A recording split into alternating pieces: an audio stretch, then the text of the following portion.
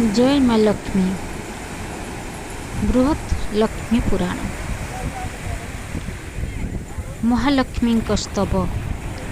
नमस्तुते महामाये श्रीपीठे सुरपूजिते शंखचक्र गदाहस्ते महालक्ष्मी नमस्तुते। नमस्ते गरुडारूढ़े कोलासुर भयंकरी सर्वपापहरे देवी महालक्ष्मी नमस्तुते। सर्वज्ञ सर्ववरदे सर्वदुष्ट भयंकरी सर्वदुःखहरे देवी महालक्ष्मी नमस्तुते। सिद्धि बुद्धि प्रदे देवी भक्ति मुक्ति प्रदायिनी मंत्रमूर्ति सदा देवी महालक्ष्मी नमस्तुते। आद्यन्ते रहिते देवी आद्य शक्ति महेश्वरी जोग जे जोग संभूते महालक्ष्मी नमस्तुते। स्थूल सूक्ष्म महारुद्रे महाशक्ति महोदरे महापाप हरे देवी महालक्ष्मी नमस्तुते। पद्मासने स्थिते देवी परं ब्रह्मा स्वरूपिणी परमेशी जगन्मात महालक्ष्मी नमस्तुते। श्वेतांबर धरे देवी नानालंकार भूषिते जगस्थिते महामायी महालक्ष्मी नमस्तुते। महालक्ष्मीष्टकं स्तोत्रं ज पठेत भक्तिमानरः सर्वसिद्धिमाप्नोति राज्यं प्राप्नोति सर्वदा। एककालं पठे नित्यं महापाप विनाशनं द्विकाले ज पठे नित्यं धनधान्यं समन्वितः त्रिकाल ज पठे नित्यं महाशत्रु विनाशनं महालक्ष्मी भवे नित्यं प्रसन्ना वरद शुभा। इतीन्द्रकृत महालक्ष्मी स्तव संपूर्णः। पृथ्वी विसर्जना। जलराशि पूरी अछि अतल उपरे भासुअछि वसुंधरा सेहि जल परे। मनोहर सात दीप जार परिमाण कांचनमय भूमिर के कहूता गुण। सपत सागर संगे सर्वदा मिलित नदी पर्वत वनस्थ अछि शत शत। शुण गो सुंदरी सेहि मानक आकार चंद्रतुल्य समुज्ज्वल वर्तुल प्रकार।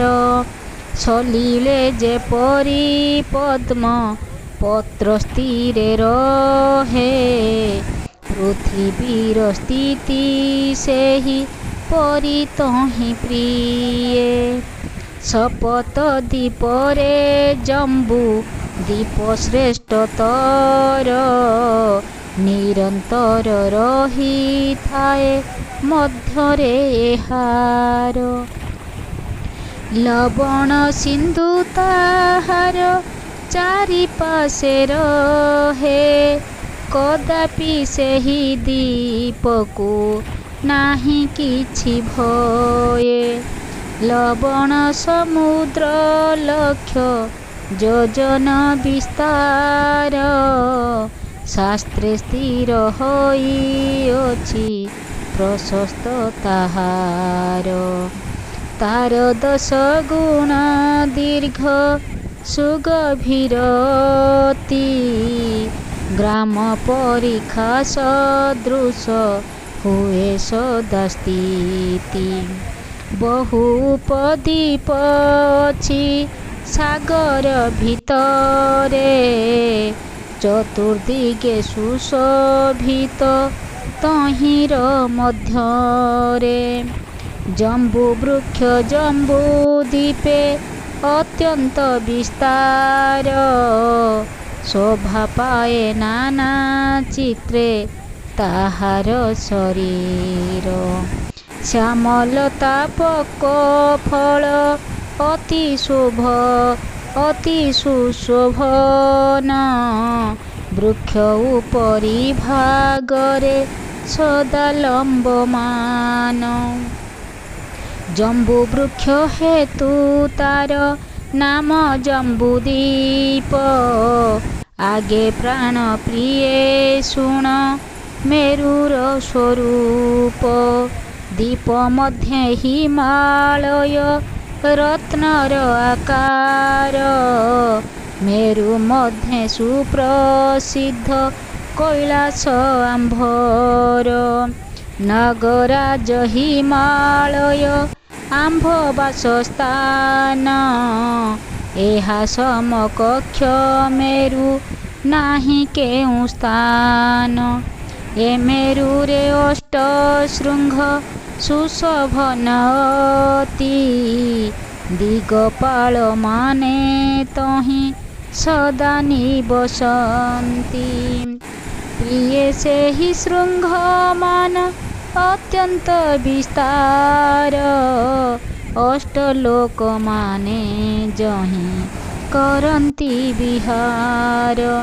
ପୂର୍ବ ଆଦି ଆଠ ଦିଗେ ଛନ୍ତି ନିରୂପଣ, ଆଠ ଦିଗେ ଆଠ ଶୃଙ୍ଗ ଅତ୍ୟନ୍ତ ସୁହନ। ତହିଁରେ କରନ୍ତି ଦିଗପାଳଗଣ ବାସ, ଇନ୍ଦ୍ର ବହ୍ନି ତୃପତି ଯେ ନୈଋତ ଜଳେଶ। ସମୀର କୁବେର ସଙ୍ଗେ ଆମ୍ଭଙ୍କୁ ମିଶାଇ, ଏହି ରୂପେ ଅଷ୍ଟ ଦିଗେ ଆମ୍ଭେ ଅଛୁ ରହି। ଏହିମାନଙ୍କର ବାସ ଅତି ଶୁଦ୍ଧତର, ଅତିଶୟ ରମଣୀୟ ପୁଣି ମନୋହର। ସୁମେରୁ ଊର୍ଦ୍ଧ୍ୱ ଶୃଙ୍ଗଟି ସୁବିସ୍ତୀର୍ଣ୍ଣ ଅତି, ତା ଉପରେ ବ୍ରହ୍ମଲୋକ କରଇ ବସତି।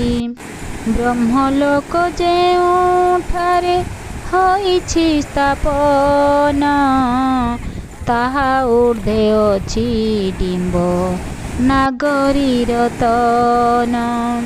ବ୍ରହ୍ମାଣ୍ଡ ଡିମ୍ବ ମଧ୍ୟରେ ଅଛି ନିରୂପଣ, କେହା କରିବ ସଂଖ୍ୟା ନ ହୁଏ ଗଣନ। ଷଷ୍ଠ ଲୋକେ ଊର୍ଦ୍ଧ୍ୱ ଶୃଙ୍ଗେ କରନ୍ତି ବସତି, ବ୍ରହ୍ମଲୋକ ବା ଊର୍ଦ୍ଧ୍ୱ ଦେଶେ ଗୋ ପାର୍ବତୀ। ଊର୍ଦ୍ଧ୍ୱଲୋକ ସମୂହର ନାମ। ଭୂଲୋକ ଯେ ଭୁବଲୋକ, ସ୍ୱର୍ଗ ଜନମଃ, ସତ୍ୟଲୋକ ତାର ମଧ୍ୟେ ନାହିଁଟି ସନ୍ଦେହ। ଲୋକ ମଧ୍ୟେ ସତ୍ୟଲୋକ ଅତି ସୁପ୍ରଶସ୍ତ, ଚାରି ଯୁଗେ ଯଥା ଧର୍ମ ତହିଁରେ ପୂରିତ। ବ୍ରହ୍ମଲୋକ ପାର୍ଶ୍ୱେ ଧ୍ରୁବଲୋକ ଦେଖାଯାଏ, ଏ ରୂପେ ସ୍ଥାପିତ ଅଛି ଜାଣିବ ନିଶ୍ଚୟ। ଆଦି ସ୍ରଷ୍ଟା ବ୍ରହ୍ମଲୋକ ସୃଜନ କରିଣ, ତତ୍ପରେ ବିଶ୍ୱଖଣ୍ଡ କରନ୍ତି ରଚନ। ଇନ୍ଦ୍ରଜାଲ ତୁଲ୍ୟ ମିଥ୍ୟା ଦେଖନ୍ତି ଏହାକୁ, ଜାଣିବ କ୍ଷଣ ଭଙ୍ଗୁର ପୁଣି ଅନିତ୍ୟକୁ। ଜମ୍ବୁ ପରେ ପ୍ଲକ୍ଷ ଦ୍ୱୀପ ବସେ ମନୋରମ, ଜମ୍ବୁ ଦ୍ୱୀପରୁ ଦ୍ୱିଗୁଣ ତାର ଆୟତନ। ଲବଣ ସମୁଦ୍ର ସୀମା କରିଛ ଶ୍ରବଣ, ଇଖୁ ସମୁଦ୍ର ଅଟଇ ତାହାର ଦ୍ୱିଗୁଣ। ଲକ୍ଷଦ୍ୱୀପ ଚାରି ପାଖେ ଇଖୁ ସିନ୍ଧୁ ଥାଏ, ଈଶ୍ୱର କୃପାରେ ସଦା ସ୍ୱଭାବ ନ ହୁଏ। ଜମ୍ବୁଦ୍ୱୀପେ ଅଛି ଯେତେ ଶୈଳ ନଦୀ ବନ, ଲକ୍ଷଦ୍ୱୀପେ ଅଛଇ ତାହାର ଦ୍ୱିଗୁଣ। ଆଗ ପ୍ରିୟେ ଲକ୍ଷଦ୍ୱୀପ ଅତ୍ୟନ୍ତ ସୁନ୍ଦର, ନାନା ଭୋଗ ପରିପୂର୍ଣ୍ଣ ତାର କଳେବର। ତହିଁ ନିବାସ କରନ୍ତି ଯେତେ ଜୀବଗଣ, ଜରାଶୂନ୍ୟ ଦେହ ତାଙ୍କ ଜାଣ ସର୍ବକ୍ଷଣ। କର୍ମ ଭୋଗ ଫଳ ତହିଁ କଦାଚିତ ନୁହେଁ, ପୁରାତନ କର୍ମ ଭୋଗ ଜାଣିବ ନିଶ୍ଚୟ। ଆଗ ପ୍ରିୟେ ତହୁଁ ହୁଏ ଅପୂର୍ବ ଘଟନା, ଶୁଭାଶୁଭ କର୍ମ ଭୋଗ କରି ସମାପନ। ସ୍ୱର୍ଗ ନରକ ଭୋଗନ୍ତି କର୍ମ ଅନୁସାରେ, ମୂଢ଼ ଲୋକ ଭୋଗ କରି ଯାଏ ସ୍ଥାନାନ୍ତରେ। ଲକ୍ଷଦ୍ୱୀପ କଥା ଏବେ ଶ୍ରବଣ କଲ ତ, ତଦୁତ୍ତାରୁ ଶୁଣ ଶାକ ଦ୍ୱୀପର ବୃତ୍ତାନ୍ତ। ଅତି ମନୋହର ସ୍ଥାନ ଅଟେ ଶାକ ଦ୍ୱୀପ, କଳନା କରିନୁ ହଇ ତାହାର ସ୍ୱରୂପ। ଲକ୍ଷଦ୍ୱୀପର ଦ୍ୱିଗୁଣ ଅଟେ ଦୀର୍ଘ ପ୍ରସ୍ଥ, ସୁଧା ସାଗର ବେଢ଼ିଛି ତାର ଚଉପାଶ। କୁଶଦ୍ୱୀପ ବିବରଣ। ଶାକ ଦ୍ୱୀପର ଦ୍ୱିଗୁଣ ଅଟଇ ବିସ୍ତାର, କୁଶଦ୍ୱୀପ ବୋଲି କରି ନାମ ଗୋଟି ଯାର। ଘୃତ ସିନ୍ଧୁ ସମାବୃତ ଦ୍ୱୀପ ମନୋରମ, ଦେଖିଲେ ତାହାର ଶୋଭା ହୃଷ୍ଟ ହୁଏ ମନ। ଆଗ ପ୍ରିୟେ ତାହା ପରେ ଅଛି ବକଦ୍ୱୀପ, ଚାରି ପାଖେ ଘେରି ଅଛି ଦଧି ସିନ୍ଧୁ ଆପ। କୁଶଦ୍ୱୀପର ଦ୍ୱିଗୁଣ ଅଟଇ ପ୍ରମାଣ, ଏପରି ବିଖ୍ୟାତ ତାହା ପ୍ରାଣ ପ୍ରିୟେ ଶୁଣ। ବକଦ୍ୱୀପରୁ ଅଧିକ ଶାଳ୍ମଳୀ ଦ୍ୱିଗୁଣ, କ୍ଷୀରୋଦ ସାଗର ତାକୁ କରିଛି ବେଷ୍ଟନ। ସେ ସାଗରେ ଉପଦ୍ୱୀପ ମାନ ମନୋହର, ଶ୍ଵେତଦ୍ୱୀପ ନାମ ତାହା ବିଖ୍ୟାତ ସଂସାର।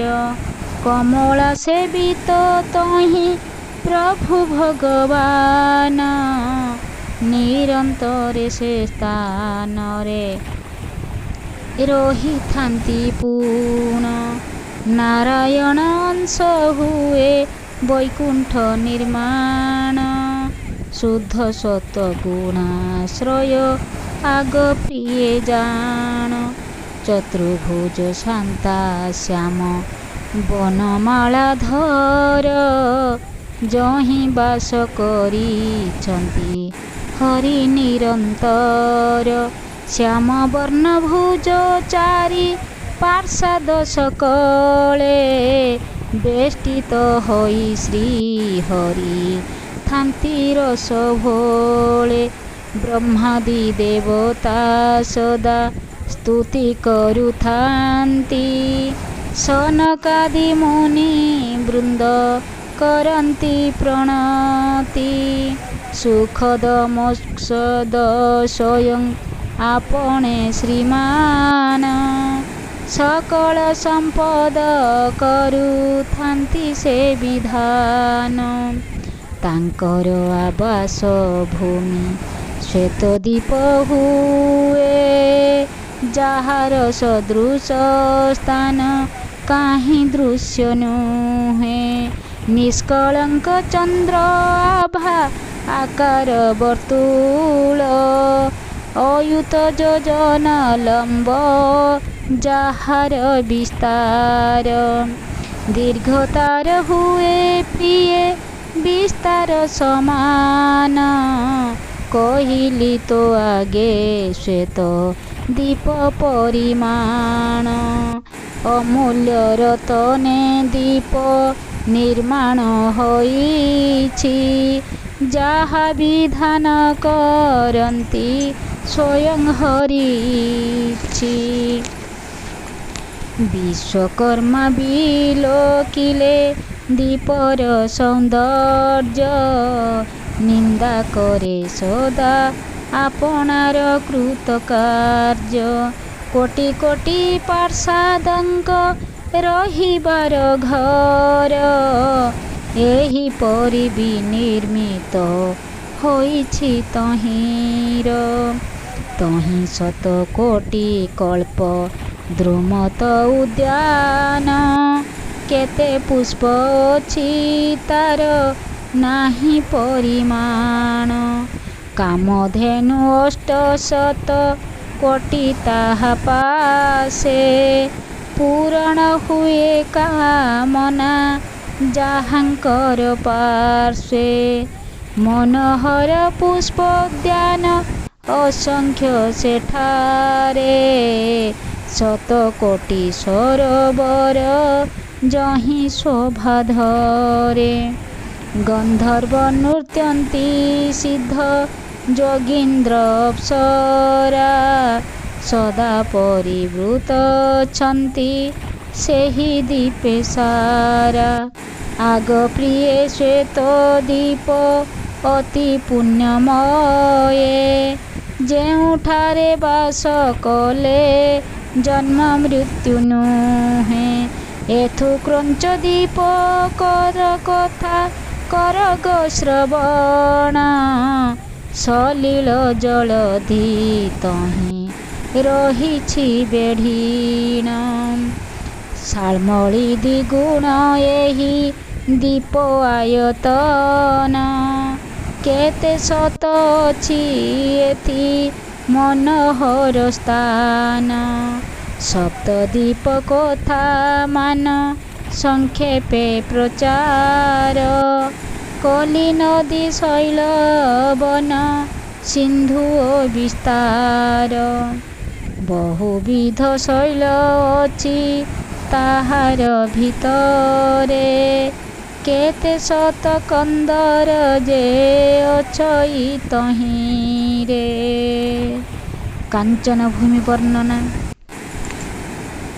दीप शैल कथा जाहा करिली वर्णन, कांचनी भूमि चरित कर गो श्रवण। सर्वसत्वहीन हुए कांचनी धरणी, निज तेजे दीप्तिमती दिवस रजनी।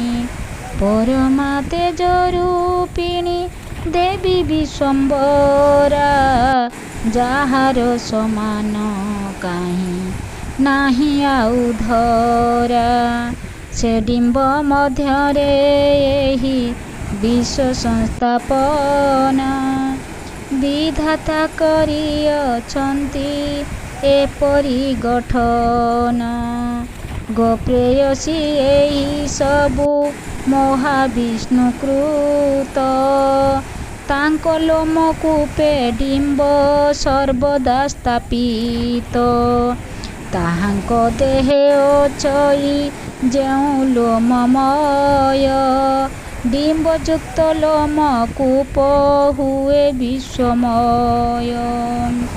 सदा क्रीडारत प्रभु छंती ए प्रकार, ଲୋମକୂପ ଏକ ଏକ ବିଶ୍ୱର ଆଧାର।